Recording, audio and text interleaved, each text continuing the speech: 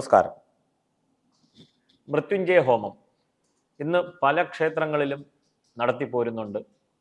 ഒട്ടുമുക്കാൽ ശിവക്ഷേത്രങ്ങളിലും അവിടുത്തെ വഴിപാട് വിവരങ്ങൾ എന്ന ബോർഡ് അത് ശ്രദ്ധിച്ചാൽ തന്നെ മനസ്സിലാവും, അവിടെ മൃത്യുഞ്ജയ ഹോമം എന്ന് എഴുതി വെച്ചിട്ടുണ്ട്. നമ്മളിൽ ഒരുപാട് പേർ മൃത്യുഞ്ജയ ഹോമം നടത്തിപ്പോരുന്നുണ്ട്. വീടുകളിലും നടത്തുന്നു, ക്ഷേത്രങ്ങളിലും നടത്തുന്നു. പക്ഷേ ഈ മൃത്യുഞ്ജയം എന്ന് കേൾക്കുമ്പോൾ തന്നെ മിക്കവരിലും ഒരു ഭയം ഉളവാകുന്നുണ്ട്.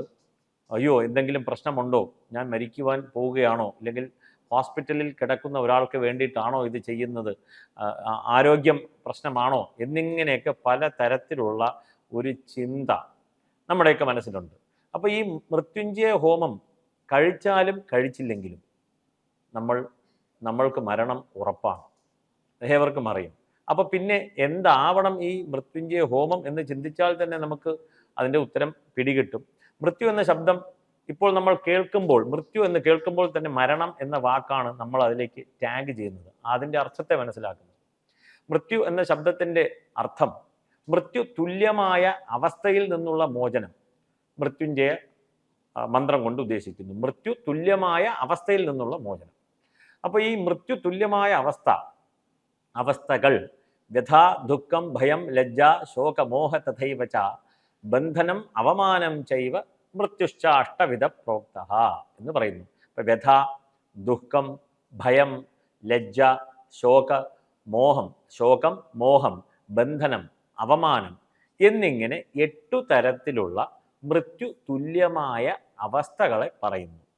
അപ്പോൾ മൃത്യു തുല്യമായ അവസ്ഥയിൽ നിന്നുള്ള മോചനത്തിന് വേണ്ടിയിട്ടാണ് ഈ മൃത്യുഞ്ജയ ഹോമം കഴിപ്പിക്കുന്നത് എന്ന് മനസ്സിലായി.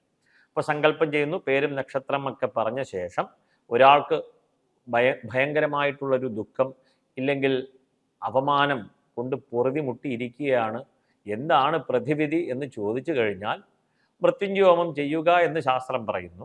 മൃത്യുഞ്ജയാഖ്യമന്ത്രേണ നൈവ കേവലം ആയുഷേ, അതിന് വേണ്ടിയിട്ട് മാത്രമുള്ളതല്ല, ആയുസ്സിന് വേണ്ടിയിട്ട് മാത്രമല്ല, ഇല്ലെങ്കിൽ അതുമായിട്ട് ബന്ധപ്പെട്ട് ചിന്തിച്ചിട്ടുള്ള ഇല്ലെങ്കിൽ 8 വിധത്തിലുള്ള പലതരം ദുഃഖങ്ങൾ, ദുരിതങ്ങൾ, അവയ്ക്കെല്ലാം തന്നെ ഒരു ഒറ്റമൂലിയായിട്ട് തന്നെ നമുക്ക് ചെയ്യാൻ പറ്റുന്ന, എളുപ്പത്തിൽ ചെയ്യുവാൻ സാധിക്കുന്ന പ്രചുര പ്രധാനമായ ഒരു യജ്ഞ പദ്ധതിയാണ് മൃത്യുഞ്ജയ ഹോമം.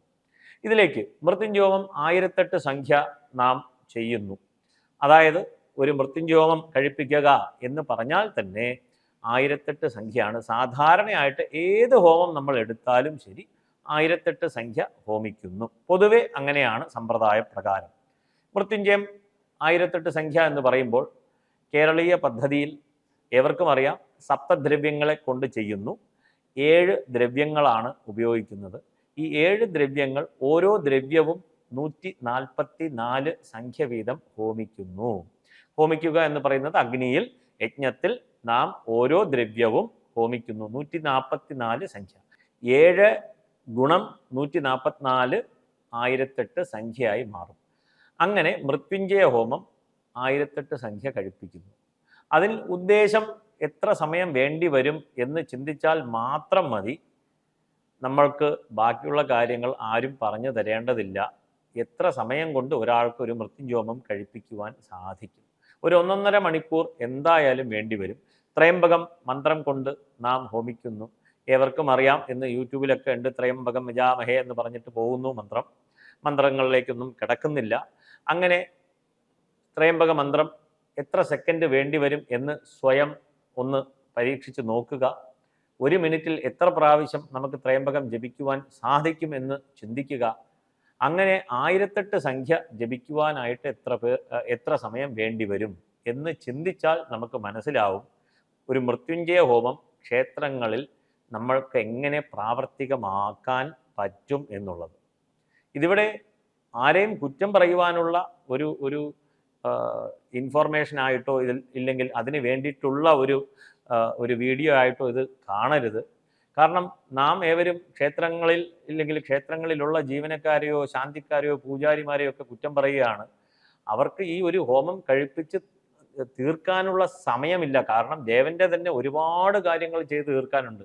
അതിനിടയ്ക്കാണ് ഒരു 1000 പേര് ഇല്ലെങ്കിൽ ഒരു 500 പേരെങ്കിലും ഒരു ക്ഷേത്രത്തിൽ ഒരു ദിവസം മൃത്യുഞ്ജയ ഹോമത്തിന് കൊടുക്കുന്നത്. അപ്പോൾ ഒരാളെ കൊണ്ട് ഇത് സാധിക്കുമോ എന്ന് സംശയമാണ് ഏവരും ചിന്തിക്കുക. ഇതറിയാതെ നാം ഇങ്ങനെ കുറ്റപ്പെടുത്തിക്കൊണ്ടിരിക്കുകയാണ്. ഇപ്പോൾ മൃത്യുഞ്ജയ ഹോമത്തെക്കുറിച്ച് ലളിതമായിട്ടുള്ള ഈ വിവരം ഏവരിലേക്കും എത്തിക്കുക. ഇത് കേട്ടാൽ തന്നെ ഭയപ്പെടേണ്ടതില്ല എന്ന് ഏവരും മനസ്സിലാക്കുക. നമസ്കാരം.